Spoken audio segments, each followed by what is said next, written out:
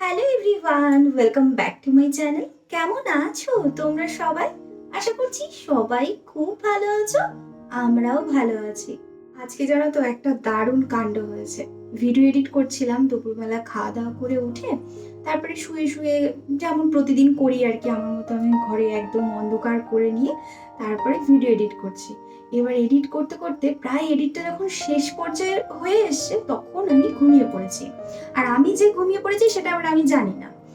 আর অন্যদিন কি হয়, যদিও আমি কখনো ধরো ঘুমিয়ে পড়ি, যেহেতু দাঁড়াও প্লেন যাচ্ছে, তো কি হয়, আমি যদি অন্যদিন ঘুমিয়ে পড়ি তখন না বড় গিয়ে একটুখানি উম, মানে ও যদি ঘরে থাকে গিয়ে একটুখানি পাক দিয়ে আসে, দেখে আসে যে আমি ঘুমাচ্ছি নাকি। আজকে কি হয়েছে, আজকে আর ও যায়নি। আর ও যেহেতু আজকে ওই ঘরে যায়নি, আমি না মানে একদম মানে অঘরে ঘুমিয়ে গিয়েছি। দেখো আমাকে দেখলে হয়তো বুঝতে পারবে যে আমি যে ঘুমাচ্ছিলাম সেটা একটা মুখ দেখলেই বোঝা যাচ্ছে। এবার বেশ ভালো কথা। তারপরে এই সন্ধ্যেবেলা উঠলাম, উঠে তারপর না আমি ভাবছি কি হলো। আমি জানি যে আমার ভিডিওটা পাবলিশ করা হয়ে গেছে, মানে ভিডিও আপলোড করে দিয়েছি আমি তাই জানি। এবার হঠাৎ করে না আমি ফোনটা যে হাতে নিয়েছি তখন দেখছি কি লাস্টের দিকের এডিটগুলো আমি সব ভুলভাল করে করে রেখে দিয়েছি। মানে ঘুমের চোখে আমি তবু এডিট করে গিয়েছি, ছাড়িনি। হ্যাঁ, মাঝে মাঝে না নিজেকে যেন মানে নিজের কথা ভাবলে নিজের সত্যি খুব ভালো লাগে যে আমি ঘুমাচ্ছিলাম, ঘুমিয়ে পড়েছি, তাও লাস্টের দিকে এডিটগুলো আমি ভুলভাল করেছি, কিন্তু তবু আমি কিন্তু ছাড়িনি আমার হাতের থেকে ফোনটা, আমি কন্টিনিউ এডিট করে গিয়েছি। না সত্যি এটা কিন্তু কাজের প্রতি একটা ভালোবাসা বলো, আমি নিজের জন্য নিজে কিন্তু গর্ববোধ করছি, তাই জন্যই বলছি, ঠিক আছে?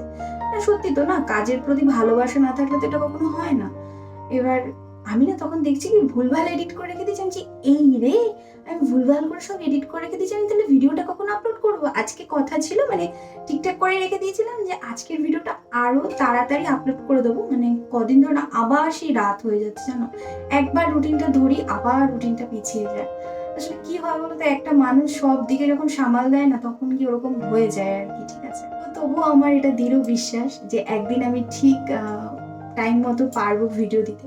অ্যাকচুয়ালি কি হয় জানো, যারা খুব ভালো করে এডিট করে না তাদের ভিডিও আপলোড করতে গেলে না একটু টাইম লাগে। এতদিন ধরে যেহেতু আমি এখানে কাজ করছি, তো অনেকটা স্টাডি হয়ে গিয়েছে এই প্রফেশনটায়। হয় না, অনেক দিনের অভিজ্ঞতা থাকলে যেটা হয় আর কি। তো অনেকদিন ধরে যেহেতু কাজ করছি, অনেকটা স্টাডি হয়ে গিয়েছে। তো এটা আমি খুব ভালো করে বুঝে গিয়েছি যে যারা খুব ভালো করে ভিডিও এডিট করে তাদের ভিডিও আপলোড করতে না সময় লাগে। আর আমার বিশেষ করে প্রত্যেক দিনের ব্লগ আলাদা আলাদা থাকে, মানে আজকে ধরো এই কাজটা তোমাদের সাথে শেয়ার করার চেষ্টা করি, কালকে ওই কাজটা। হ্যাঁ, তার মধ্যে ধরো কিছু কাজ তো একই রকম থাকেই না। অ্যাকচুয়ালি সংসারের সমস্ত কাজই একই রকম থাকে, কিন্তু তা সত্ত্বেও আমি তোমাদেরকে একটু ভিন্ন স্বাদ দেওয়ার চেষ্টা করি, কারণ আমার নিজের কাছেই না একঘেয়েমি কোনো কিছু ভালো লাগে না। তো যাই হোক, এই সমস্ত কিছু আজকে একটু মন চাইলো তোমাদের সাথে শেয়ার করি, কারণ এখন এমন অভ্যাস হয়ে গিয়েছে, অন্তত তো 10-12 দিন হয়ে গিয়েছে, যে 10 দিন, আজকে হয়তো 10-11 দিন হচ্ছে আমি কন্টিনিউ প্রতিদিন তোমাদের সাথে দেখা করছি।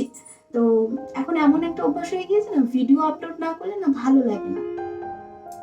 মানে যখনই কন্টিনিউ কদিন ভিডিও আপলোড করা হয় তখন কি হয়, কি মানে একদিন যদি মিস যায় তখন এরকম মনে হয় কি যেন একটা করলাম না, কি যেন একটা করলাম না, ঠিক এরকম মনে হয়। আর যেদিন আপলোড করা হয় সেদিন খুব ভালো লাগে, কারণ কতগুলো মানুষের সাথে আমার কথা হয়, তো আমার ভীষণ ভালো লাগে। আমার মনে হয় আমি সবার সাথে সামনাসামনি বসে কথা বলছি। এখন এসেছি রান্নাঘরে, এখন একটুখানি কফি বানাবো। তো কফি খেয়ে তারপরে ভিডিও, মানে অর্ধেকটা কাজ হয়ে গিয়েছে আর অর্ধেকটা বাকি রয়েছে, পুরো ভয়েস ওভারের কাজটাই এখন বাকি রয়েছে।